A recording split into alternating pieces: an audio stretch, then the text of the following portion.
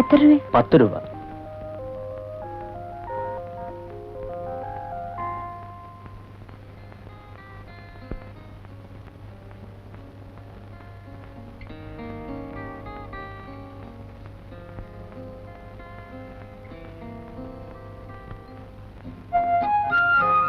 വരൂ.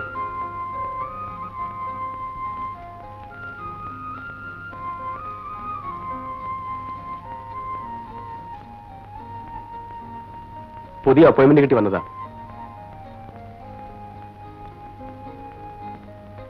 ഓ, ശശികല. ശശികല വർഗീസ്. എന്നാ ജോയിൻ ചെയ്യുന്നത്? ഇന്ന് തന്നെ. ഗുഡ്. മറ്റുള്ള സബ് എഡിറ്റേഴ്സിനെ പോലെ അല്ല താൻ. You have a masters degree in journalism and that too first rank. ആ മിടുക്കൊക്കെ ജോലിയിലും കാണിക്കണം. സെക്ഷനൊക്കെ കാണിച്ചു കൊടുക്കും. Yes sir. Wish you the best of luck. Thank you sir.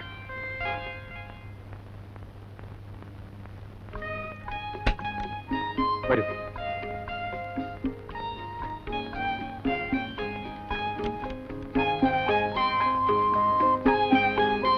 ഇതാണ് നമ്മുടെ പുതിയ റിപ്പോർട്ടർ ശശികല വർഗീസ്.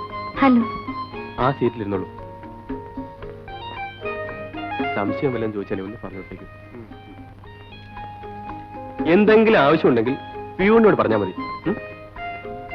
എവിടെയാണ് കുട്ടിയുടെ സ്ഥലം? മാന്നാറ്.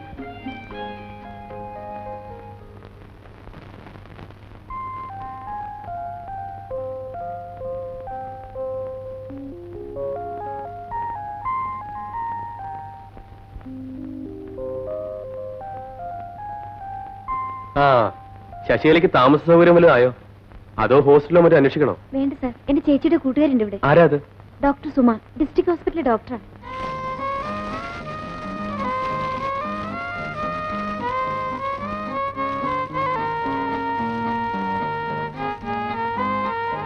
ആ പ്ലേറ്റിംഗ് എടുക്ക. ഇതാ.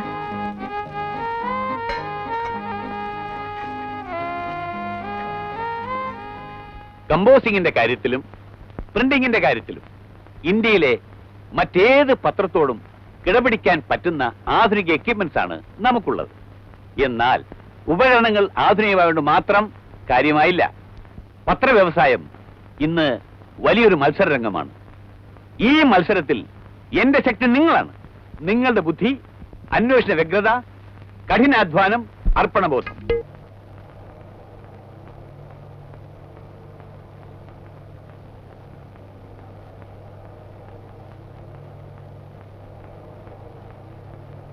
നമ്മൾ കണ്ട സിനിമയെക്കുറിച്ച് ശശി എന്താ റിവ്യൂ എഴുതാൻ പോകുന്നത്?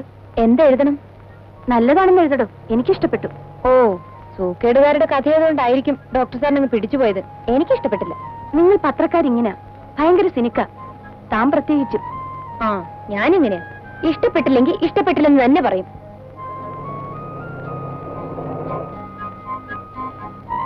അയ്യോ, കുഴഞ്ഞു. വീട്ടിൽ വരെ എത്താൻ പെട്രോൾ കയ്യില്ലെന്നാ തോന്നുന്നത്. അതെങ്ങനെ? ആഴ്ചയിൽ 2 ലിറ്റർ പെട്രോളല്ലേ അടിക്കുന്നത്? ആ, ദേ ആ കാണുന്ന പങ്കി നടിക്കാം.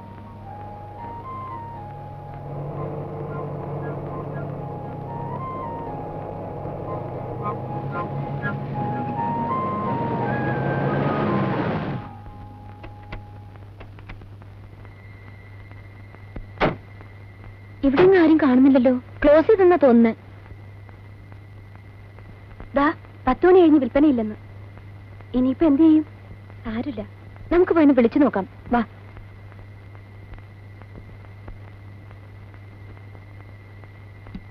ഏയ്, ഹലോ, ഒന്ന് എഴുന്നേറ്റേ.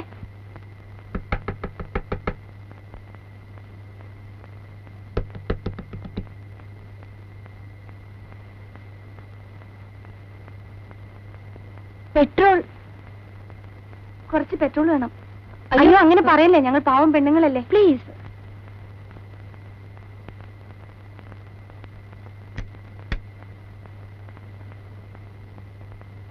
പത്ത് മണി കഴിഞ്ഞ ക്ലോസ് ചെയ്യുന്ന വെണ്ടയ്ക്ക അക്ഷരത്തിൽ എഴുതി വെച്ചിട്ടുണ്ട്.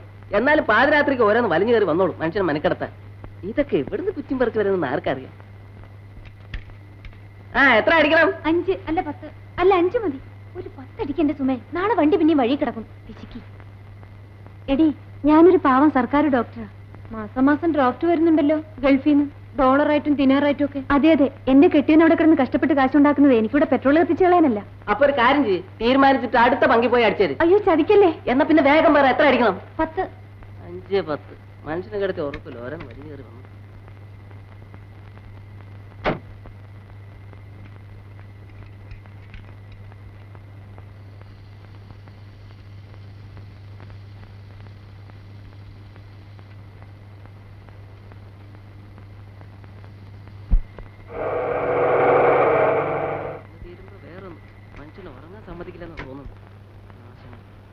എത്ര അടിക്കണം? ഒരു 25 വേഗം അടിക്കും. 25.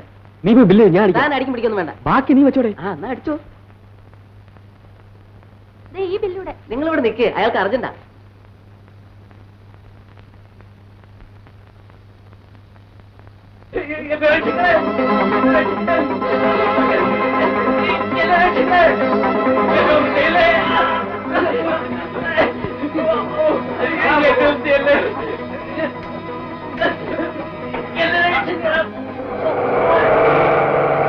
മാത്യു, പോൾസ് ആൻഡ് ഫിഷറീസിന്റെ ഡയറക്ടറാ. തട്ടിക്കൊണ്ട് പോകണമെന്ന് തോന്നുന്നു. ഞാൻ ഇന്ന് പോലീസിന് ഫോൺ ചെയ്യട്ടെ.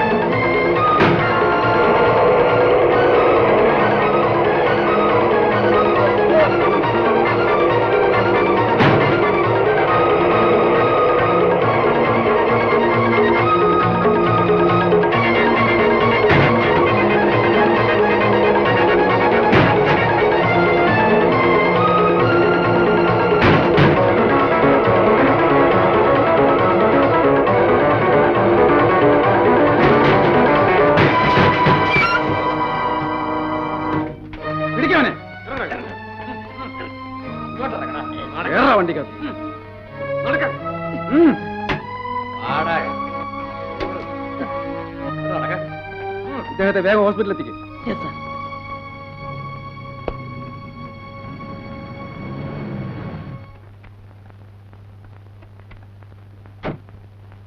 നിങ്ങളാണല്ലേ ഫോൺ ചെയ്തത്? അതെ. വളരെ നന്ദി. അല്പം കൂടെ ഒന്ന് ബുദ്ധിമുട്ടണം. നിങ്ങൾ രണ്ടുപേരും സ്റ്റേഷൻ വരെ ഒന്ന് വരണം. ഞാൻ പത്രാഫീസിൽ പോയി ഈ ന്യൂസ് ഒന്ന് റിപ്പോർട്ട് ചെയ്തിട്ട് വരാം. ഓ, റിപ്പോർട്ടറാണല്ലേ? അതെ. ഏത് പത്രത്തിന്റെ? കേരള രമ. I see. വേഗം പോയിട്ട് വരും. Thank you sir.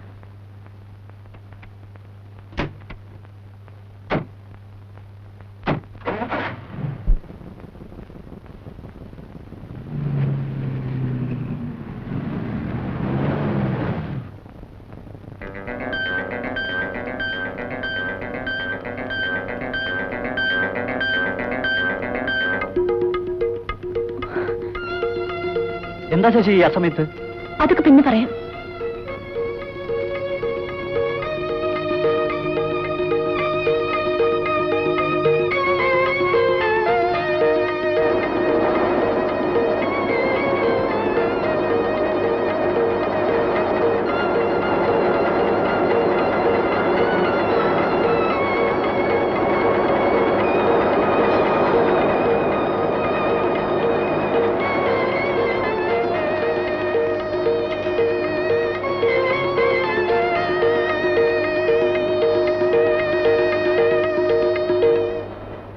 മാസം 1400 രൂപ ഞാൻ നിനക്ക് ശമ്പളം തരുന്നത് എന്തിനാണെന്ന് അറിയാമോ?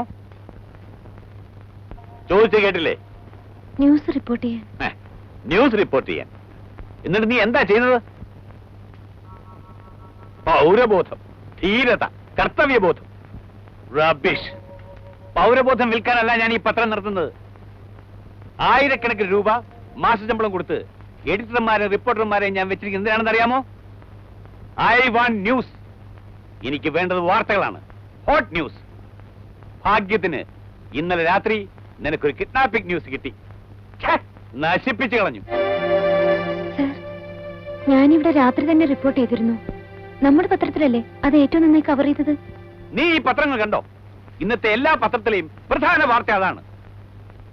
നമ്മുടെ പത്രത്തിൽ മാത്രം ഈ ന്യൂസ് വരുമായിരുന്നു. നീ ശ്രദ്ധിച്ചിരുന്നെങ്കിൽ അങ്ങനെ സംഭവിക്കില്ലായിരുന്നു. പെട്രോൾ പങ്കിൽ വെച്ച് നീ പോൾ മാത്യുവിനെ തിരിച്ചറിഞ്ഞു. ഗുഡ്. അവരറിയാതെ നീ അവരെ ഫോളോ ചെയ്യണമായിരുന്നു. എവിടെയാണ് അയാളെ ഒളിപ്പിച്ചിരിക്കുന്നത് മനസ്സിലാക്കിയതിനു ശേഷം നീ നേരെ ഇവിടെ ഒന്ന് റിപ്പോർട്ട് ചെയ്തിരുന്നെങ്കിൽ പോൾ മാത്യു എന്ന വ്യവസായ പ്രമുഖനെ തട്ടിക്കൊണ്ടുപോയ വാർത്ത നമ്മുടെ പത്രത്തിൽ മാത്രം വരുമായിരുന്നു.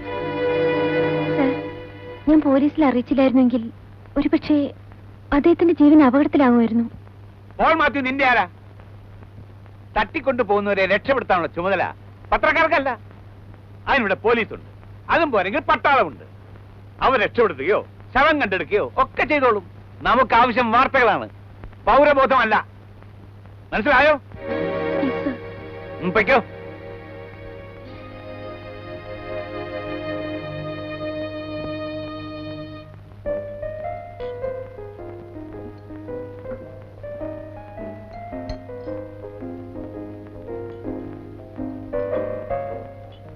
എന്തു പറ്റി? ഈ പാർട്ടി ഒരു മൂടിയായിരിക്കുന്നല്ലോ. ഏത് ഗതികെട്ട നേരത്താണാവോ ആ സെക്കൻഡ് ഷോയ്ക്ക് പോകാൻ തോന്നിയത്? എല്ലാത്തിനും കാരണം ഇവളൊരുത്തിയാ. ഞാൻ എപ്പോഴേ പറഞ്ഞതാ സിനിമയ്ക്ക് പോണ്ടാന്ന്. I want news, hot news. എങ്കിൽ അങ്ങേർക്കങ്ങ് തൂങ്ങിച്ചതൂടെ? നല്ല ന്യൂസ് ആയിരിക്കുമല്ലോ.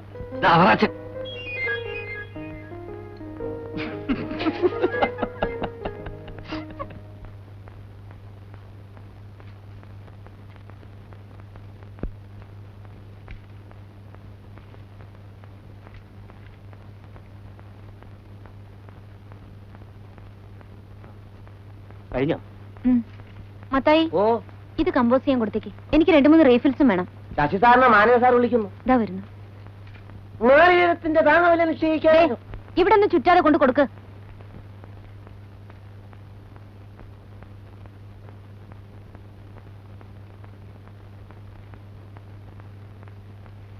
ഇന്നലെ അവറാച്ചായനൊന്ന് കുടഞ്ഞു അല്ലേ? മനുഷ്യത്വം പത്രക്കാർക്ക് ഒരു അനാവശ്യ സാധനമാണ്. നിങ്ങൾ പെൺകുട്ടികൾക്ക് അതിനോടൊക്കെ താതാത്മ്യം പ്രാപിക്കാൻ അല്പം സമയമെടുക്കും. ശരിയായിക്കൊള്ളും. ഇതൊക്കെയാണെങ്കിൽ അവറാച്ചായന് ശശിയെക്കുറിച്ച് വലിയ പ്രതീക്ഷകളാണുള്ളത്. എന്നെ വിളിപ്പിച്ചത് എല്ലാം പറയാം, വരൂ.